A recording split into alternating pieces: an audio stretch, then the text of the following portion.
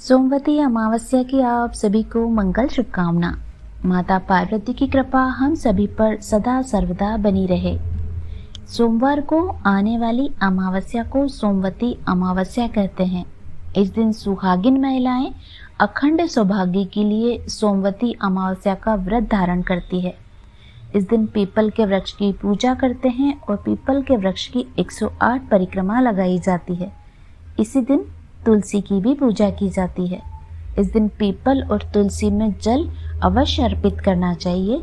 धूप दीप नैवेद्य से पूजा करनी चाहिए। 108 की संख्या में फल सब्जी या मिठाइयाँ लेकर पीपल और तुलसी को अर्पित करते हैं। कई स्थानों पर 13 चीजें ब्राह्मणों को दान भी दी जाती है। इस प्रकार पूजा करने के बाद सोमवती अमावस्या की कहानी सुनी जाती है।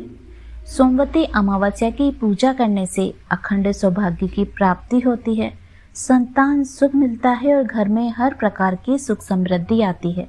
अगर आप यह व्रत धारण नहीं भी करते तब भी आप अगर पूजा मात्र ही करते हैं और कहानी सुनते हैं तब भी सभी मनोकामना अवश्य पूर्ण होती है। अब आप सुनिए सोमवती अमावस्या की एक प्रचलित व पौराणिक कहानी। बस आपसे एक छोटा सा अनुरोध है कि ये कहानी आपको पसंद आए तो प्लीज़ चैनल को लाइक व सब्सक्राइब अवश्य कीजिएगा। एक साहूकार था, उसके 7 बेटे व एक बेटी थे। उनके घर एक जोगी अक्सर भिक्षा लेने आया करता था। जब बहुएं भिक्षा डालती तो वो ले लेता और बेटी डालती तो नहीं लेता और बोलता, बेटी तेरा तू सुहागन तो है पर तेरे भाग्य में दुख लिखा है।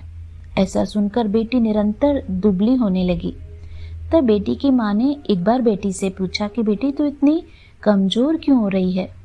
तो बेटी की माँ ने जोगी वाली बात अपनी माँ को बताई। दूसरे दिन माँ ने छुपकर ये सब देखा कि बेटी ठीक ही बोल रही थी। उसने जोगी से कहा कि एक तो मेरी बेटी आपको भिक्षा देती है, ऊपर से आप उसे दुराशीष देते हैं। तब जोगी ने कहा कि उसका भाग्य ही कुछ ऐसा है। तो माँ ने उससे कहा कि इसका कोई उपाय तो होगा।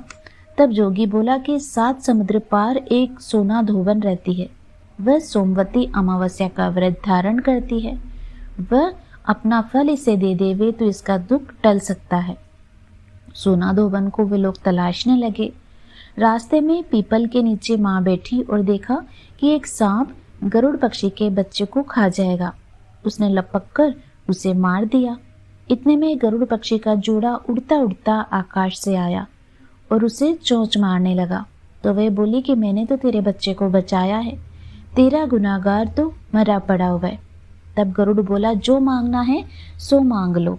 तब साहूकारनी बोली कि मुझे 7 समुद्र पार पहुंचा दो। गरुड़ ने वैसा ही किया। उनको सोना धोबन के घर के पास छोड़ दिया। वहां सोना धोबन अपने 7 बेटे और बहू के साथ रहती थी। बहुएं अक्सर काम में लड़ाई झगड़े किया करती थी। सोना धोबन को खुश करने के लिए वे साहूकारनी जाती और चुपचाप सारा काम कर कर आ जाती। सब सोचने लगे कि आखिर ये काम करता कौन है। बहुएं भी सोचने लगी कि आखिर ये काम करता कौन है। तब सोना धोबन ने सोचा कि देखूं आज कौन सी बहू ज्यादा काम करती है, मुझे आज यही देखना चाहिए। चुपचाप आंख बंद करके वे सो गई तो देखा कि एक औरत आई और सारा काम करके वे चुपचाप जाने लगी। तब सोना धोबन ने उससे पूछा कि तुम किस स्वार्थ से हमारे घर आती हो और सारा काम चुपचाप करके चली जाती हो। तब साहूकारनी बोली कि मेरी बेटी को अगर आप अपनी सोमवती अमावस्या का पुण्य दे दें। ये सारी बात उन्होंने उनको बताई। सोना धोबन तैयार हो गई। घर आई, बेटी के ब्याह की उन्होंने तैयारी की। दूल्हा दुल्हन फेरे में बैठे। दूल्हे के पास धोबन मिट्टी की हांडी, कच्चा दूध, सूत लेकर बैठ गई। इतने में दूल्हे को डसने के लिए सांप आया। धोबन ने उसे हांडी में डाला और कच्चे सूत से हांडी बांध दी। तो सांप बोला, दूल्हा तो डर के मारे ही मर गया, तू उसे जीवन दान दे। धोबन ने उसके ऊपर छींटे दिए और कहा कि आज तक जितनी सोमवती अमावस्या करी उसका पुण्य साहूकार की बेटी को लगना और आगे जो अमावस्या करूं उसका फल मेरे पति को लगना। इतना बोलते ही दूल्हा उठकर बैठ गया। काम पूरा हुआ, वह अपने घर जाने लगी तो साहूकारनी बोली, तुझे मैं क्या दूं? तब धोबन बोली कि मुझे क्या चाहिए, बस एक मिट्टी की हांडी दे दो। रास्ते में सोमवती अमावस्या आई। उसने हांडी के 108 टुकड़े कर पीपल के नीचे रखे और 13 टुकड़े एक जगह रखे।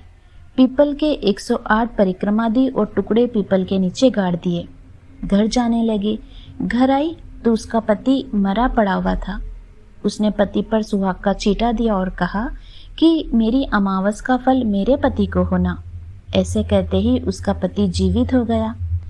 एक ब्राह्मण आया और बोला कि सोमवती अमावस्या का जो किया है वो दान दो। तब ब्राह्मणी बोली कि सोमवती अमावस्या तो रास्ते में आई थी तो मैं कुछ कर नहीं पाई, और जो किया वह मैंने पीपल के नीचे गाड़ दिया। ब्राह्मण ने उस जगह खोदकर देखा तो वहां पाया कि 108 व 13 सोने के टुकड़े रखे हुए हैं। इकट्ठे करके वह घर आया और धोबन से बोला कि आपने इतना धर्म किया और कहती हो कि मैंने तो कुछ नहीं किया। धोबन बोली, ये सब तुम्हारे भाग्य का है, इसे ले जाओ।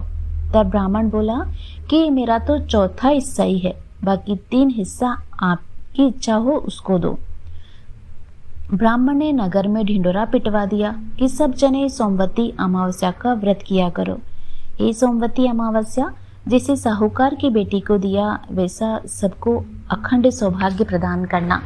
ये थी आज की सोमवती अमावस्या की कहानी। उम्मीद करती हूँ आपको अवश्य पसंद आएगी। मिलते हैं आपसे अगले वीडियो में। तब तक आप सभी स्वस्थ रहें, खुश रहें।